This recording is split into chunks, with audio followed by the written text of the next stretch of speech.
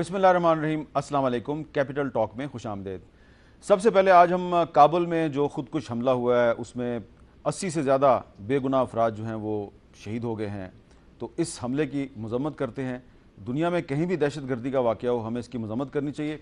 आज इस्लामाबाद में पाकिस्तान की जो पार्लियामेंट है इसके दो इजलास हुए। एक इजलास पार्लियामेंट हाउस के अंदर हुआ, दूसरा इजलास पार्लियामेंट हाउस के बाहर हुआ। और पार्लियामेंट हाउस के बाहर जो इजलास था इसमें बाकायदा स्पीकर भी था और लोग तकरीरें भी कर रहे थे, लेकिन उसमें हुकूमत शामिल नहीं थी और ये अपोजिशन ने अलहदा से अपना एक एहतजाजी इजलास पार्लियामेंट हाउस के बाहर मुनक़द किया।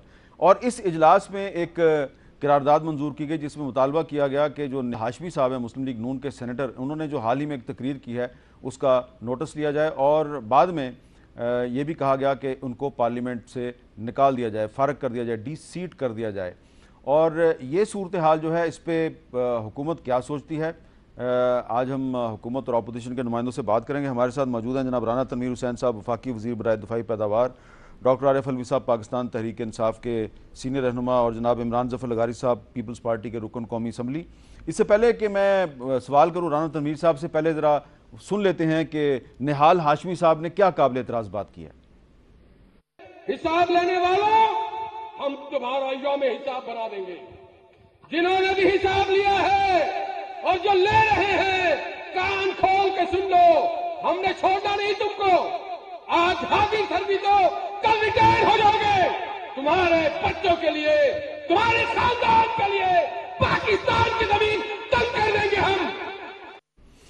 अच्छा राना तनवीर साहब, ये वजाहत कर दी निहाल हाशमी साहब ने कि जी मैंने जोश खिताबत में कुछ ज़्यादा कह दिया। मुस्लिम लीग नून की क़यादत ने इससे ऐलान लातल्की कर दिया, वज़ीर आज़म साहब ने इसका नोटिस ले लिया, निहाल हाशमी साहब माफ़ी भी मांग रहे हैं, तो लेकिन अपोजिशन आपकी माफ़ी कबूल करने के लिए तैयार नहीं। आप ये नहीं समझते कि जिस तरह आसिफ ज़रदारी साहब ने 2 साल पहले एक तकरीर की थी तो उसको आपने इशू बनाया था, अब आप फंस गए?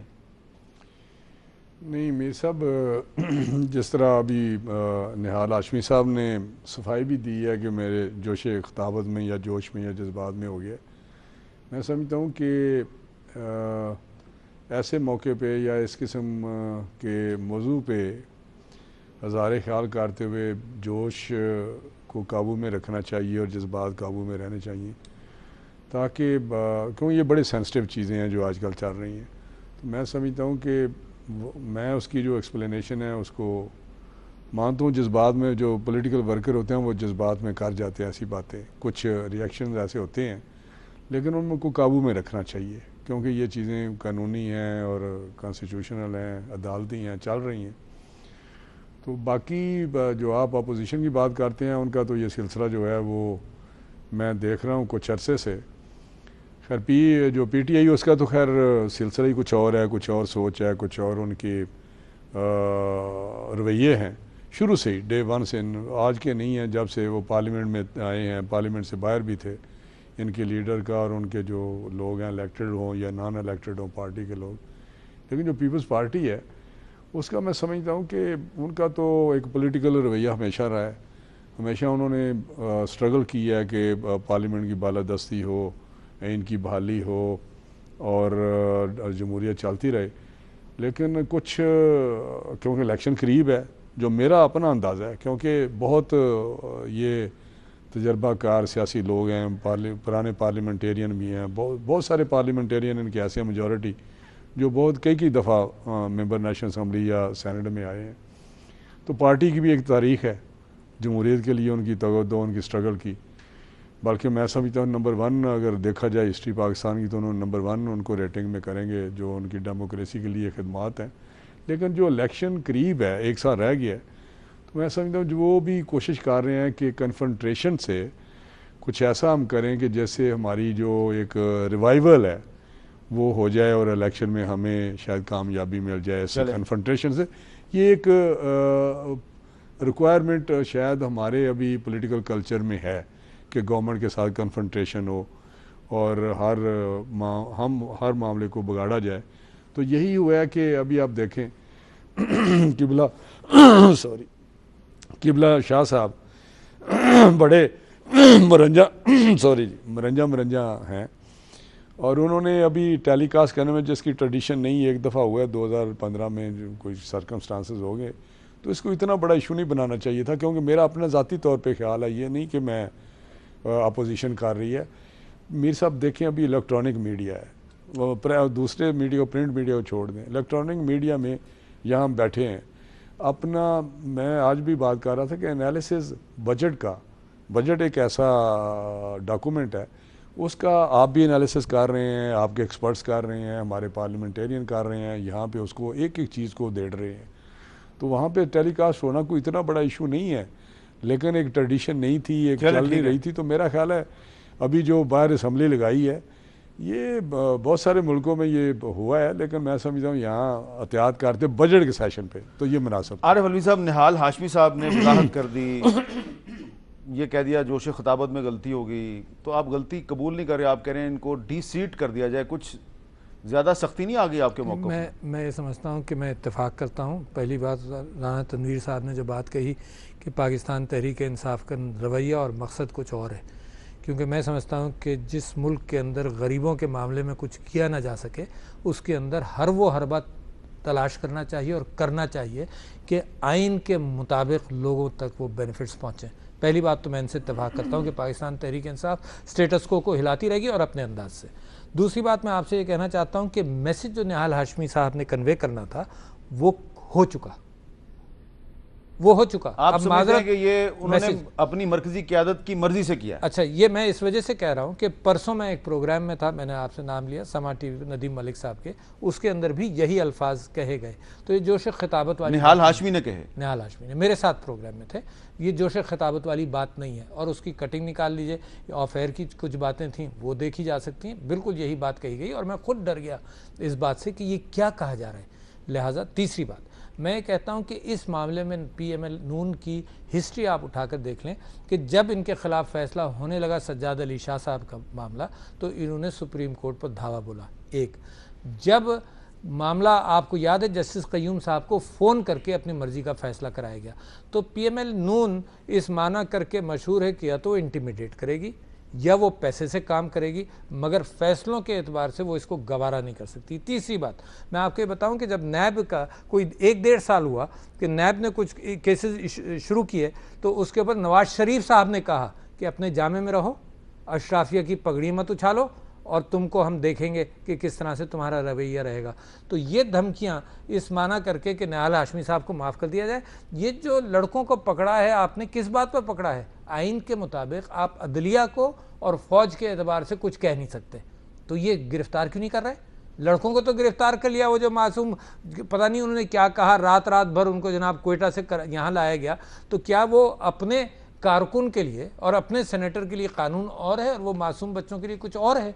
दूसरी बात, मैं ये इनसे आपसे कहना चाहता हूँ कि जो बाहर सेशन लगा टेलीकास्ट करने के एतबार से, तो अगर ऐसे ही है तो इसहाक डार साहब भी अपना सारा कागजात अखबारों को दे देते और टीवी को दे देते, वो दूसरे दिन पब्लिश हो जाता। अगर इसकी शुरुआत हो चुकी है, एक मरतबा हो चुका है, तो इसमें फ़र्क क्या है? मैं आपको ये अंदरूनी एक बात बताना चाहता हूँ कि स्पीकर साहब इसको सारे सेशन को लाइव ऑनलाइन करना चाहते थे। 40-50 लाख रुपए का इनके पास एस्टिमेट आया था।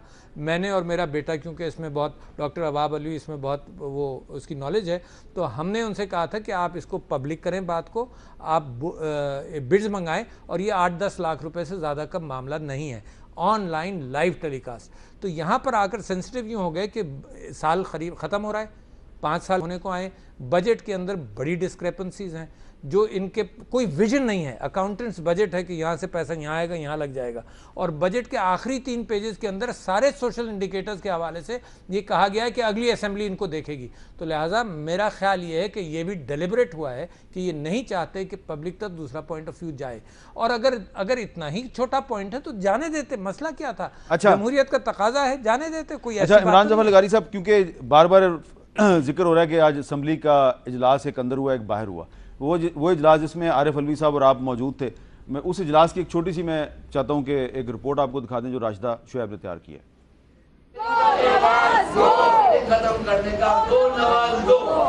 कौमी असम्बली के बाहर लगा अपोजिशन जमातों का असम्बली इजलास, जिसकी सदारत पहले आरिफ अलवी ने की, जबकि बाद में स्पीकर की नशिस्त मिली किश्वर ज़हरा को। इजलास में हुकूमत के खिलाफ नारेबाजी की गई और बैनर्स भी उठाए गए। अपोजिशन लीडर खुर्शीद शाह का कहना था कि हमारे लबों पर ताले लगाए जा रहे हैं, इसीलिए हमने अवामी असेंबली लगाई।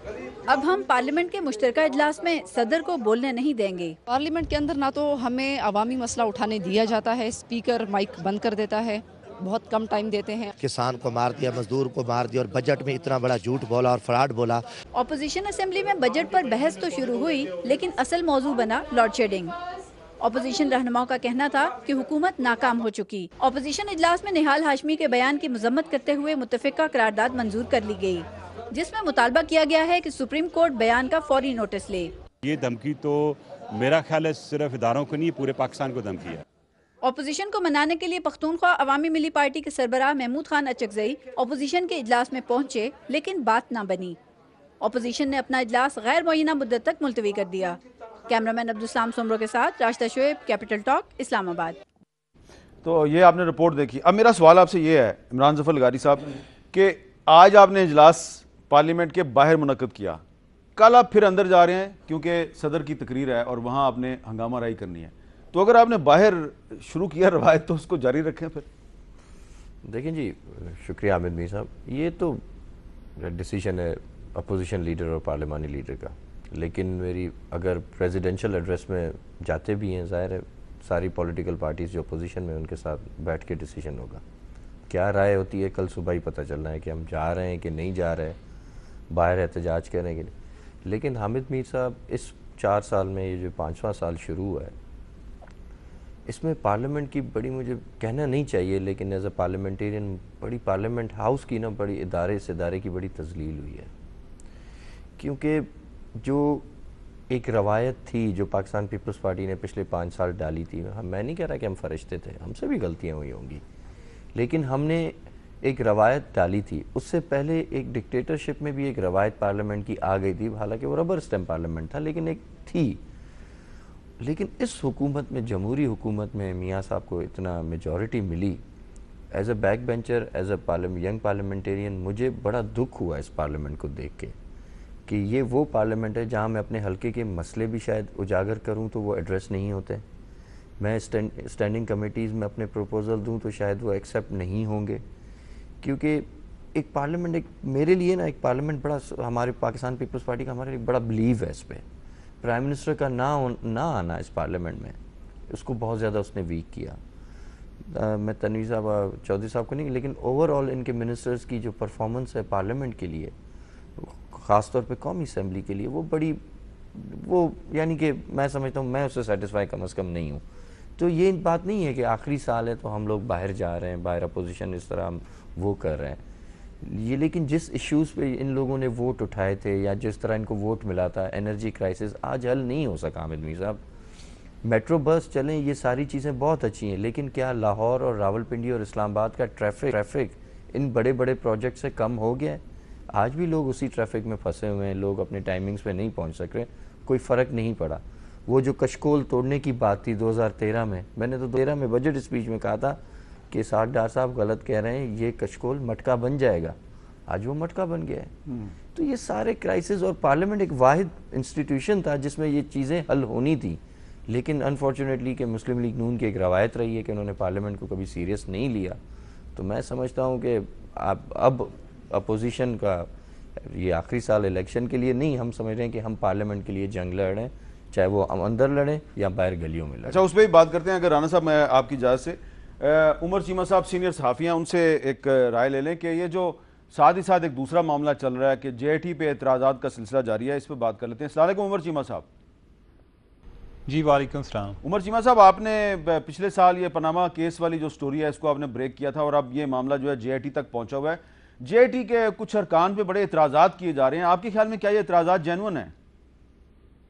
देखें, जब तो पहले सुप्रीम कोर्ट का फैसला आया और उसमें JIT के बारे में भी जिक्र था, तो उस टाइम कोई सिविल सोसाइटी के ओवरऑल जर्नलिस्टों के जो इस तरह के केसेस को डील करते रहे हैं, रिपोर्ट करते रहे, उनके तहफ़्ज़ात थे कि ये एक सिचुएशन कॉम्प्रोमाइज़ हो जाएगी, गवर्नमेंट अपनी मर्ज़ी के लोग देती है। अब जबकि सुप्रीम कोर्ट ने, जो कि इस केस को डायरेक्टली सुपरवाइज़ कर रही है, उसने अपनी मर्जी के लोग लिए हैं, तो अब गवर्नमेंट के तहफ़्फ़ुज़ात आ गए हैं कि वो नाम जो कि गवर्नमेंट की तरफ से पेश किए गए, जो कि ऐसे लोगों की तरफ से जो कि हुकूमत के अपॉइंटेड हैं और जिसमें हुकूमत की अपनी मर्जी भी शामिल थी कि ये लोग होंगे तो हमारे लिए कोई आसानी पैदा होगी, उनको अदालत ने इग्नोर किया और दूसरे लोग जिनकी एक अच्छी शोहरत थी उनको सिलेक्ट किया, इस कमेटी का, इस टीम का हिस्सा बनाया। तो अब गवर्नमेंट के अपने तहफ़्फ़ुज़ात हैं, हालांकि उनको ऐसा नहीं होना चाहिए। और अगर मैं उनके बयानात का सहारा लूँ, जिस तरह से वो कहते हैं कि हम बिल्कुल हमारा दामन साफ़ है, तो ये तो एक बहुत अच्छा मौका है कि एक ऐसी न्यूट्रल बॉडी के जिसके बारे में यानी हर कोई भी आदमी ये दावा नहीं कर सकता कि वो शरीफ ख़ानदान के साथ कोई ज़्यादा को हमदर्दी रखती है, यानी कि ऐसी न्यूट्रल बॉडी जो कि अदालत ने जिसका खुद इंतखाब किया है, अगर उनकी तरफ से इनको क्लीन चिट मिल जाए तो ये पूरी ज़िंदगी के लिए इनका मसला ख़त्म हो जाए।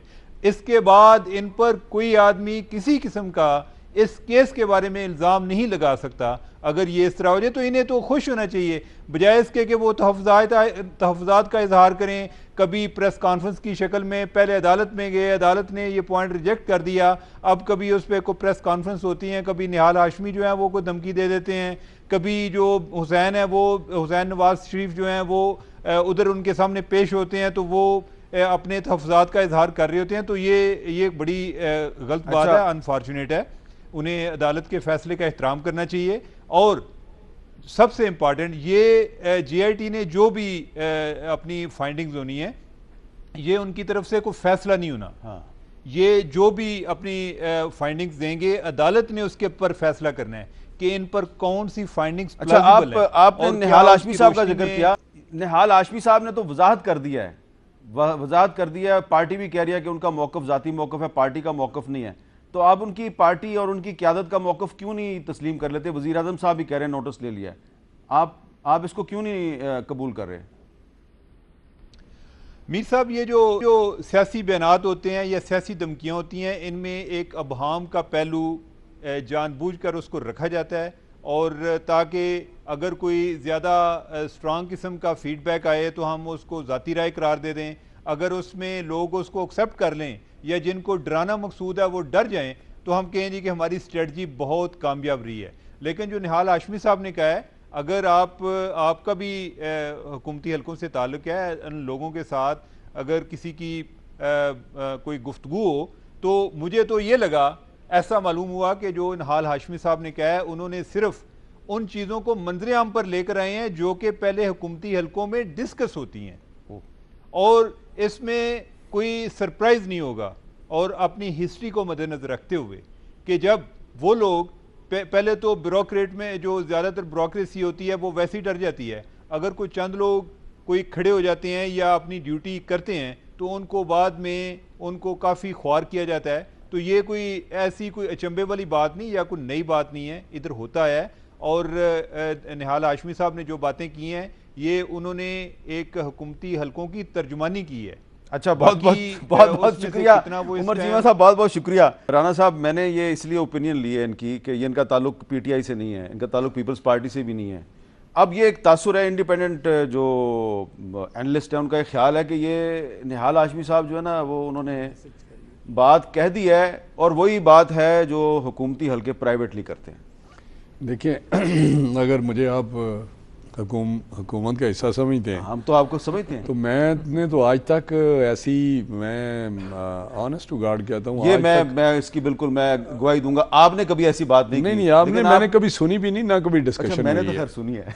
नहीं, फिर आप किसी और जगह बैठते होंगे, लेकिन मैं आपको बताऊँ, मीर साहब, ये जो उमर चीमा साहब बात कर रहे हैं, ये शुरू से ही खैर बड़ा इनका एक as a journalist, investigating journalist एक मुकाम है।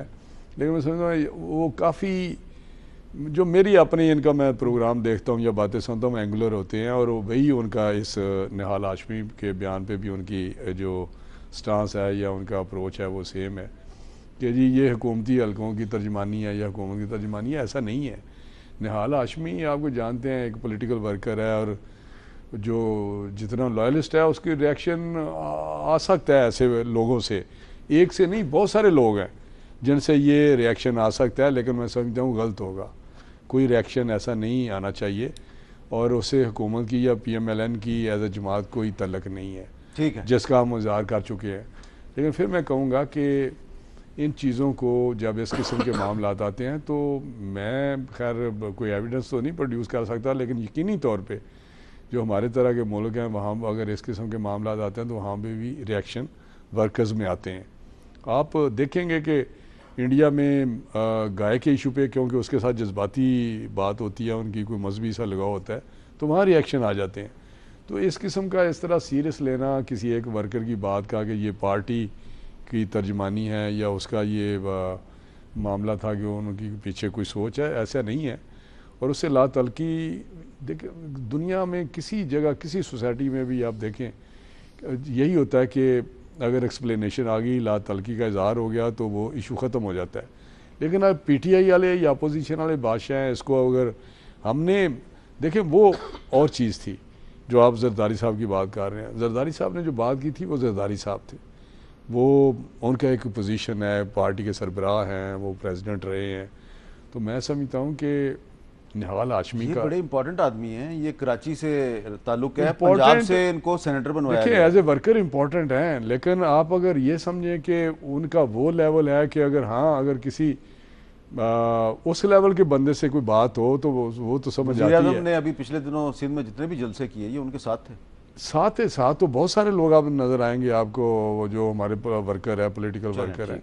तो मैं समझता हूँ कि आप चीज़ों को, मीडिया वाले भी चीज़ों को ख़राब बेहतर करने की बजाय ख़राब करने की कोशिश ना किया। चले राना साहब, आप मीडिया की तरफ आ गए, इसलिए मैं एक ब्रेक लेता हूँ जी। क्या करें, हर काम में मीडिया जो है उसको ब्लेम किया जाता है। वक्फे के बाद दोबारा मिलते हैं।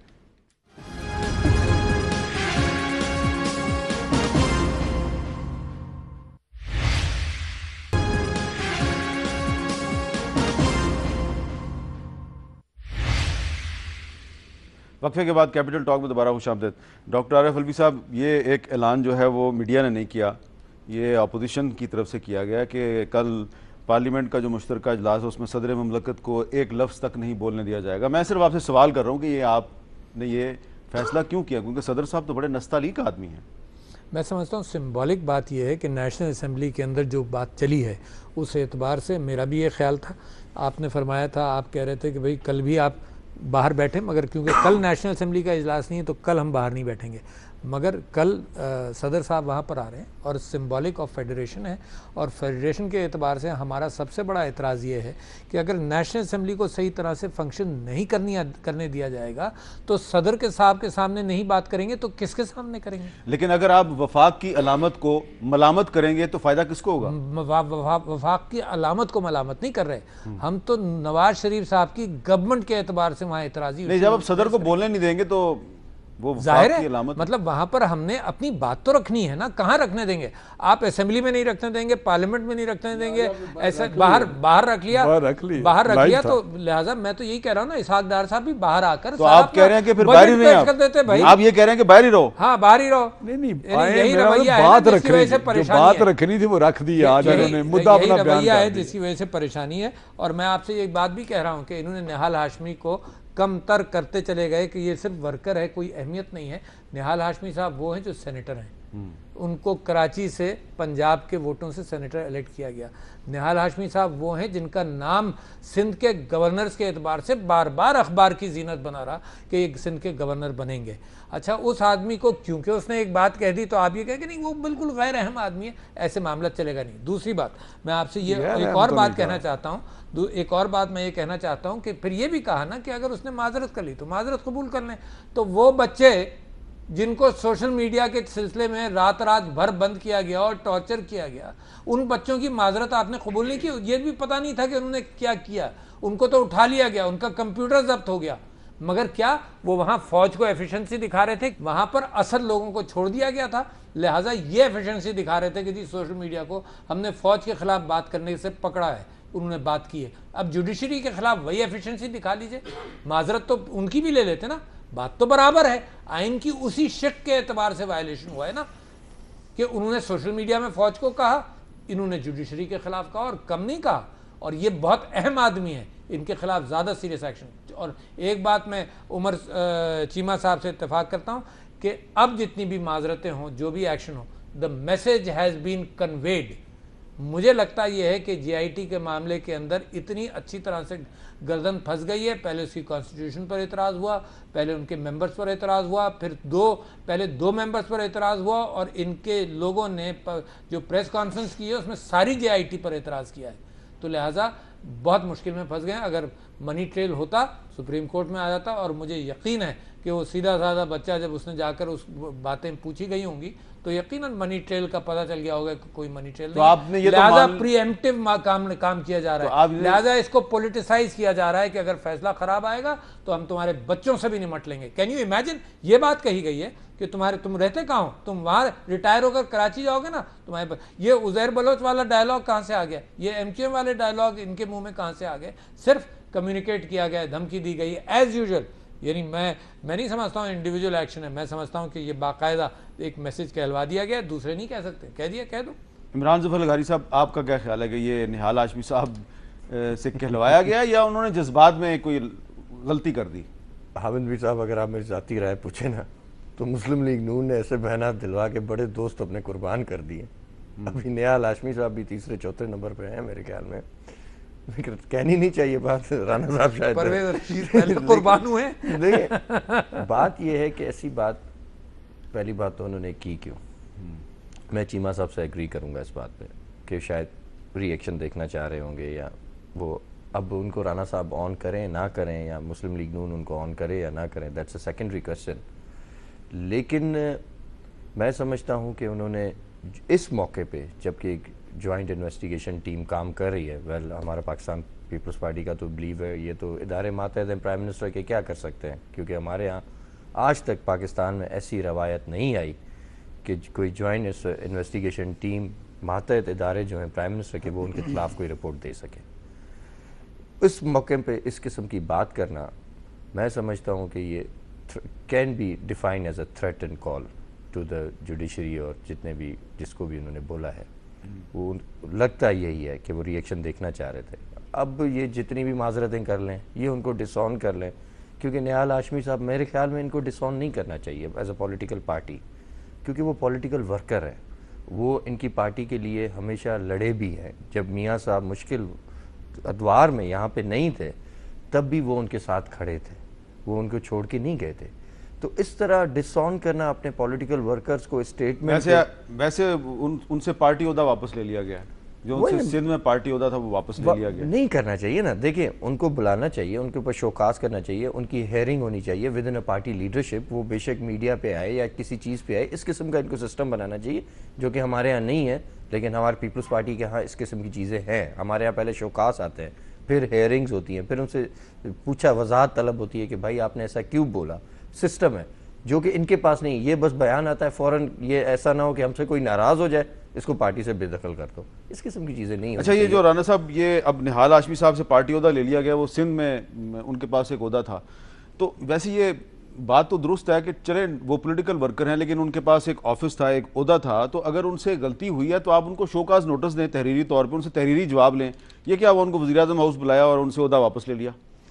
नहीं, देखिए आप किसी तरह भी, मेरा हाल है वही बात आ जाती है, खुश नहीं होते। अगर कुछ एक्शन करते हैं, ये बात दुरुस्त है आपने, तो फिर भी कहते हैं ऐसे क्यों नहीं किया। अगर वो करते तो देखिए जी, ये तो ऐसे ही वो मिट्टी बस झाड़ रहे हैं उस पर कि शोकास दे दिया, और आटा गूंथती है तो हिलती क्यों है। यही हमारे साथ हो रहा है। बात यह है कि ये सच्ची बात है कि एक चीज़ सामने आई जो मैं समझता हूँ बहुत ही स्ट्रॉन्ग किस्म का स्टेटमेंट था, जिस बात में दिया है, जिस तरह भी दिया है, जोश में दिया है, तो उस पर एक्शन भी उसी तरह ही होना चाहिए था। तो अगर लीडर ने उस पर एक्शन लिया है एज ए प्रेसिडेंट PMLN, तो मेरे ख्याल में बड़ा अच्छा उन्होंने टाइमली किया है। वरना वो अगर इसको लंबा करते तो शायद आप उस पर बहुत ज़्यादा बहस और चलती कि जी ये तो बस ऐसे ही मिट्टी झाड़ रहे हैं, लंबा करेंगे, कुछ नहीं जैसे निकलेगा। तो मैं समझता हूँ कि किसी जगह तो खुश हो जाएं लगारी साहब, वो प्रोसीजर ठीक है, वो नॉर्मल बातें हैं, और अलवी साहब, लेकिन हम तो, मेरा ख्याल वही है, इलेक्शन का साल है, और मनी ट्रेल मैं समझता हूँ कि गड़ा बाद गड़ा खोदने वाला खुद ही उसमें गिर जाता है। ये कहावत है बड़ी मशहूर, और ये नेचुरल एक लॉ ऑफ नेचर भी है। तो उस लॉ ऑफ नेचर के तहत अब इमरान खान साहब भी काबू आए हुए हैं, तो मेरा उधर संभालें, अपनी मनी ट्रेल उधर साबित करें, तो फिर दूसरों का भी गौर कर लें कि वहाँ क्या हो रहा है। पहले अपने लाले पड़े हुए हैं और ख़ुद ही कह रहे हैं जी हम भी डिस्क्वालीफाई अगर हो जाए तो खैर है। ये तो इस हद तक दुश्मनी में चले गए, कहते हैं हमें डिस्क्वालीफाई कर दो, साथ इनको भी ज़रूर कर। चलें, इमरान खान साहब के केस और नवाज शरीफ साहब के केस का फ़र्क क्या है, आरिफ अलवी साहब से पूछेंगे वक्फे के बाद।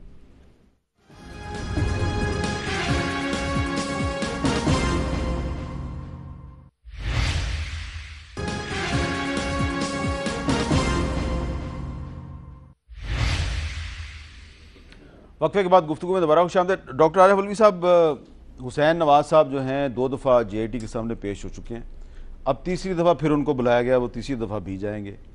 तो एक तो मैं आपसे ये पूछना चाह रहा हूँ, क्या ये अच्छी बात नहीं है कि पाकिस्तान में एक हिस्ट्री बन रही है कि वज़ीर आज़म का बेटा जो है वो तीसरी दफ़ा JIT के सामने पेश होगा, और दूसरे राना साहब जो हैं वो कह रहे हैं कि आपने इनके लिए गड़ा खोदा था तो अब आप खुद भी उसमें गिर रहे हैं, लेकिन आपका रिएक्शन ये है कि हम तो डूबे हैं सनम, तुमको भी ले डूबे हैं, बड़े खुश हैं आप। ऐसा नहीं है। मैं दूसरे सवाल का पहले जवाब दे देता हूँ।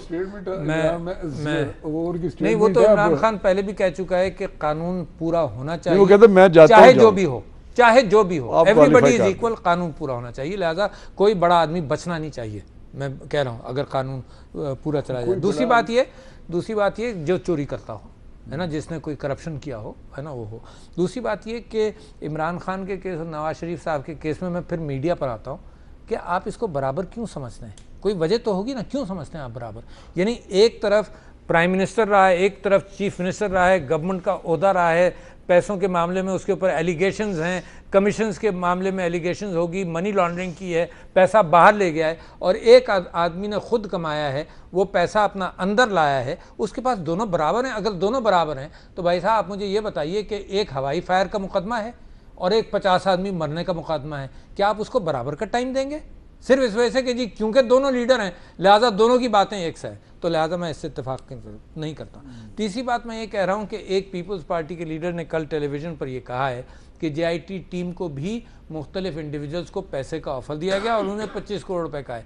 और जब मैं इत्तेफाक नहीं करता, मगर ये कि क्योंकि उन्होंने कहा है पीपल्स पार्टी का लीडर है, तो मैं आपसे कोट कर रहा हूँ नबील कबोल साहब ने कि 25 करोड़ रुपए का ऑफर हुआ है, जब नहीं माना गया तो फिर ये हरकत हुई है। ये पैसे का मामला तो आपको याद है जब क्वेटा के ऊपर तो बड़ी एलिगेशंस गई है ना कि क्वेटा जनाब जजेस के लिए ब्रीफ केस में पैसा ले जाएगा। सजाद अली शाह साहब ने किताब में भी लिखा है कि ब्रीफ केसेस ले जाकर पैसा दिया गया, और कुछ लोगों से जिनको बाहर पेमेंट की गई, मैं वाकिफ़ हूँ, मैं नाम नहीं लूँगा, मगर मैं वाकिफ़ हूँ, मेरा दोस्त था जो इस पेमेंट्स के अंदर भी इन्वॉल्व रहा है ना, मगर मैं नाम नहीं लूँगा। इसके लोग आपके दोस्त क्यों हैं?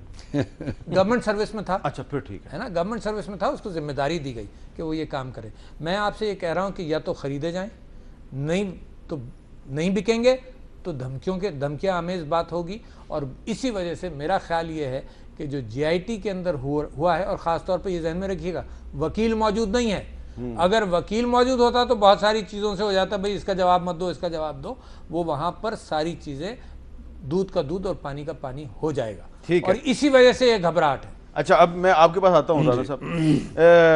इमरान ज़फ़र लगारी साहब, हसन नवाज साहब नहीं पेश हुए, लेकिन हुसैन नवाज बार बार पेश हो रहे हैं। लेकिन ये आप एग्री करेंगे कि ये पूरा मामला है, इसकी सबसे बड़ी जो अमारत की बुनियाद है वो है कतरी शहजादे का ख़त। अब कतरी शहजादे को ये ऑफ़र की गई है कि अगर आप बुलाने के बावजूद नहीं आते तो आप वीडियो लिंक पे अपना बयान रिकॉर्ड करवा दें, या फिर हम आपके पास आ जाते हैं। तो अगर वो मान जाते हैं, वो वीडियो लिंक पे बयान रिकॉर्ड करवा देते हैं, या टीम उनके पास चली जाती है और बयान रिकॉर्ड हो जाता है, तो फिर तो मामला ख़त्म हो जाएगा, फिर तो नवाज शरीफ साहब निकल जाएंगे सारे मामले से। हामिद मीर साहब, मैंने पहले ही अर्ज़ किया इससे पहले कि हमें एज अ पीपल्स पार्टी हमें उम्मीद नहीं थी। जब PTI सुप्रीम कोर्ट जा रही थी, हमने यही कहा था कि ये मामला लेजिस्लेशन के थ्रू, क्योंकि ये इंटरनेशनल करप्शन थी, कोई यहाँ लोकल करप्शन यहाँ हमने ज़ाहिर नहीं की थी, इंटरनेशनल मीडिया में आई थी, पूरी दुनिया में इसने गुबाम बना दिया था। फिर जब JIT बनी, हमने दोबारा कहा इस JIT से हमें कोई उम्मीद नहीं है। मैं वही कह रहा हूँ कि हमें, देखिए ना, एक हेड ऑफ, आप समझे इस कमरे के आप हेड हैं, आपके कैमरामैन को 3 को अगर आपकी इन्वेस्टिगेशन करने की एक आप चैनल दे दे, तो जाहिर सी बात है आप हेड है, तो आपके खिलाफ ये कैसे करेंगे? इन्वेस्टिगेशन नहीं हो सकती, पहली बात तो ये। दूसरी बात तो ये, अगर देखें प्राइम मिनिस्टर साहब के बेटे गए हैं, लेकिन हमारे प्राइम मिनिस्टर साहब के बेटे यूसुफ गिलानी साहब के बेटे को तो बाहर कोर्ट के बाहर से अरेस्ट किया गया था और बड़ी तजलील की गई थी और बड़े उनको फिर पिंडी ले जाया गया था। वो सिटिंग प्राइम मिनिस्टर के वो भी बेटे थे, लेकिन हुसैन नवाज अपने जो हुसैन नवाज साहब जो भी आए थे, इनमें फ़र्क था। ये इनकी शुगर लेवल थोड़ी लो हो गई, तो सह नहीं सके या सवालात शुगर लेवल लो हो गई, पता नहीं टीवी पे आया था कि शुगर लेवल लो हो गई, हाई हो गई, पता नहीं क्या हो गया, ब्लड प्रेशर हो गया, मज़ा पता जो भी था, ऐसा होना नहीं चाहिए था। मैं समझता हूँ कि उन्होंने जवाब दिए होंगे अपने होश सही 4 घंटे तक दिए जवाब, माशाल्लाह बड़ी अच्छी बात है। अगर 12 घंटे भी बैठना पड़ता तो उनको बैठना चाहिए था और जवाब देने पड़ने थे उनको, क्योंकि ये मामला अगर JIT में जा रहे थे तो उनको जवाब देने चाहिए। कानून के अंदर कोई भी प्राइम मिनिस्टर का बेटा हो या इस मुल्क के प्राइम मिनिस्टर हो या कोई भी हो, कोई बालातर नहीं है कानून। अच्छा राना साहब, ये बताएं कि आपका क्या ख्याल है कि कतरी शहजादा साहब जो हैं उनको अपनी दोस्ती निभाते हुए वीडियो लिंक पे बयान दे नहीं देना चाहिए? नहीं, दोस्ती निभाते हुए नहीं, उनको जो अपना एक जो है एक उनका जो पास्ट में उनका कारोबार रहा है उसके मतलब बताना चाहिए, जो उन्होंने अपने लेटर में बताया। और देखिए पहले भी जवाब दिए हैं हुसैन नवाज ने या सारी फैमिली ने, और अब भी जवाब दे रहे हैं। पहले भी वो फ्लैट्स जो हैं वो ओन करते हैं 2006 से जिसका है, उससे पहले जो है सेटलमेंट जिस तरह हुआ है, जो ओनर थे उन्होंने सेटल किया है सिलसिला, तो जवाब दिए हैं, अब भी दे रहे हैं, इसमें कोई नहीं। बाकी रहा कि इमरान खान और मियाँ मोहम्मद नवाज शरीफ साहब के केस का फ़र्क, देखें ये इससे नहीं जान छूट सकती कि अब बंदा एक मैं किसी पे कोई इल्ज़ाम तो नहीं लगा रहा, अगर कोई बंदा गलत काम करता है, कोई मैच फिक्सिंग करता है या कोई और चीज़ करता है, उससे पैसे नजायज़ कमाता है जिसका हिसाब नहीं दे सकता, या किसी का वालिद रिश्तेदार या कोई और यहाँ से नजायज़ कमाई अपनी वहाँ बेचता है अपने बच्चों को, अपने बेटों को, और वो वहाँ से फ्लैट ख़रीद लेते हैं या कोई और चीज़ कर लेते हैं, तो मैं समझता हूँ ये चीज़ें इनको भी बताना चाहिए कि आखिर नजायज़ मनी ट्रेल किसी की भी हो। ये एक फ़र्क तो आप माने राना साहब, क्या एक छोटा सा फ़र्क, क्या फ़र्क क्या है कि नवाज शरीफ साहब को ये जवाब देना है कि आपका पैसा यहाँ से कैसे गया, और इमरान खान को ये पैसा देना है कि आपका पैसा इंग्लैंड से पाकिस्तान कैसे आया, ये फ़र्क है। नहीं, पैसे आया नहीं, कहाँ से आया, वो जिसका जवाब नहीं मिल रहा, मनी ट्रेल की बात हो रही है ना उनकी, वो नहीं जवाब दे पा रहे कि ये किधर से गया है और किधर से उस तरह गया नहीं, पाकिस्तान से पाकिस्तान में आया, और वहाँ किस तरह कमाया, ये भी तो देखे ना। एक बंदा ये जो बात करते हैं ना, कोई प्राइम मिनिस्टर हो या किसी पार्टी का हेड हो जो एक ठीक पार्टी है जो रिप्रेजेंट कर रही है, लाखों वोट लिए हैं, उसको भी उसका भी मेरा ख्याल है जो चीज़ें हैं ये सारी उसको बतानी चाहिए। उसमें कोई फ़र्क नहीं है कि प्राइम मिनिस्टर है या कोई दूसरा है। तो मैं नहीं समझता गलवी साहब ये बात ठीक कर रहे हैं कि जी ये केस मुख्तलिफ है। केस मुख्तलिफ नहीं है, अदालत देख रही है, उसको भी अदालत देख रही है। अगर अदालत समझती है कि केस का कोई फ़र्क है तो आप खुद ही फैसला करेंगे। मैं समझता हूँ कि लॉ ऑफ नेचर प्रिवेल कर रहा है। लॉ ऑफ नेचर आ गया जी, लॉ ऑफ नेचर किसी के लिए गड़ा खोता है वो उसमें गिर जाता है। ये लॉ ऑफ नेचर जो है ना, जो एलीट के कब्जे में नेचर थी, उससे अब ये निकल रहा है। अच्छा। ये अशराफिया के हाथ में जो कानून साजी पाकिस्तान के अंदर और पाकिस्तान की मईशत का कंट्रोल, जिसके खिलाफ पहली बात जो इन्होंने कही थी ना कि तहरीक इंसाफ को क्या हुआ, तहरीक इंसाफ को यही बीमारी है कि जिस अंदाज से पाकिस्तान में करप्शन है, जिस अंदाज से पाकिस्तान में एक्सप्लॉइटेशन है, जिस अंदाज से स्लोप जो है वो अशराफिया की तरफ है और गरीब की तरफ कुछ नहीं जाता, पाकिस्तान तहरीक इंसाफ उसी को चैलेंज कर रही है। दूसरी बात मैं ये भी कह दूं कि इन्होंने ये फरमाया कि उन्होंने पैसा कहाँ से कमाया, यकीनन उनके पास सबूत होंगे और आ जाने चाहिए, मगर ये कि नवाज शरीफ साहब तो सबूत दे सकते नहीं, आ गए, आ जाएंगे, सब्र करें, सब्र करें। ये वो मनी ट्रेल नहीं जिसके लिए कतरी के पास से खत आएगा। और आपने तीसरी बात पूछी कतरी खत के हवाले से। देखिए कतरी खत के अंदर जो सवाल आया है वो एक तो ये आया है कि whether it is a myth और अ रियलिटी, कि आया उसका है या नहीं है, एक। दूसरा ये कि उसके कंटेंट्स के हवाले से भी उसको सबूत देना पड़ेगा, उसको बताना पड़ेगा कि जी पैसा यहाँ से ऐसे गया था और ये इन्वेस्ट किया था हमने प्रॉपर्टी में, उसका हाथ का आ गया था जनाब के जी सूदी एतबार से ये पैसे जमा हुए। बहुत बहुत शुक्रिया आप तीनों का, बहुत बहुत शुक्रिया। और ये जो सारा मामला है, जो कतरी शहजादा है, अगर वो वीडियो लिंक पर स्टेटमेंट रिकॉर्ड करवा दे या जो JIT है वो उनके पास चली जाए कतर, तो ये फिर भी जो मामला है ये डॉक्टर आरिफ अलवी साहब के ख्याल में इतना सादा और आसान नहीं है। उन्हें बहुत से सवालात के जवाब देने पड़ेंगे, लेकिन अगर उन्होंने जवाब दे दिए तो हो सकता है कि फिर जो सूरत हाल है वो नवाज शरीफ साहब के और उनके ख़ानदान के हक़ में टर्न ले ले। इजाज़त दीजिए, अल्लाह हाफ़िज़।